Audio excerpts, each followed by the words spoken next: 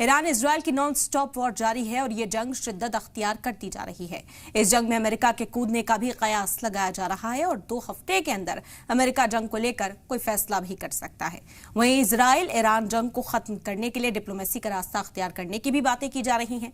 Britain, France और Germany के foreign minister Geneva में ईरान के फॉरेन मिनिस्टर अब्बास अरागची से मिलेंगे। रिपोर्ट देखिए। ईरान और इजरायल के बीच जंग जारी है। नॉन स्टॉप वॉर में एक दूसरे पर मिसाइल और ड्रोन्स भेजने का सिलसिला भी जारी है। काफी नुकसान की खबरें भी आ रही हैं। खासतौर पर ईरान ने इजरायल पर हमला करके सबको हैरान किया है। आयरन डोम की नाकामी दुनिया देख रही है। लोगों को लगने लगा है कि नाकाबिले तस्खीर नाम की कोई चीज नहीं होती है।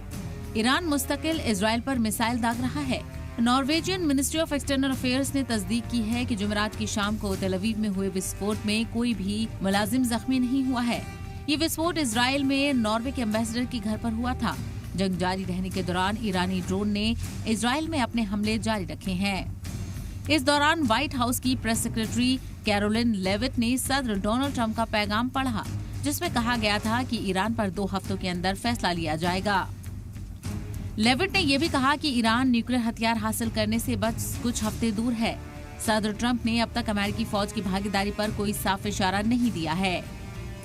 वहीं आईडीएफ की रिपोर्ट है कि फौज ने जुमे से ईरान से इजरायल पर दागे गए 480 से ज्यादा ड्रोन को मार गिराया है। इजरायल में आबादी वाले इलाके में ड्रोन के असर की कोई रिपोर्ट नहीं मिली है। आईडीएफ ने पहले कहा था कि ईरान ने इजरायल पर लगभग 1000 ड्रोन दागे थे, लेकिन हकीकत में सिर्फ 200 ही इजरायल की सरहद तक पहुंच पाए। ये तो इजरायल का दावा है, लेकिन रिपोर्ट की माने तो इजरायल को काफी नुकसान हुआ है और ईरान की मिसाइल टारगेट अचीव भी कर रही हैं। दूसरी तरफ इजरायल ईरान से लड़ने की पूरी तैयारी में है। इजरायल मिनिस्ट्री ऑफ डिफेंस ने कहा है कि आईडीएफ के लिए हथियार और मिलिट्री इक्विपमेंट्स ले जाने वाले कई कार्गो एयरक्राफ्ट इजरायल में उतरे हैं, जिसमें ज्यादातर सामान अमेरिका से आए हैं। बैकडोर से यानी अमेरिका इजरायल की पूरी मदद कर रहा है।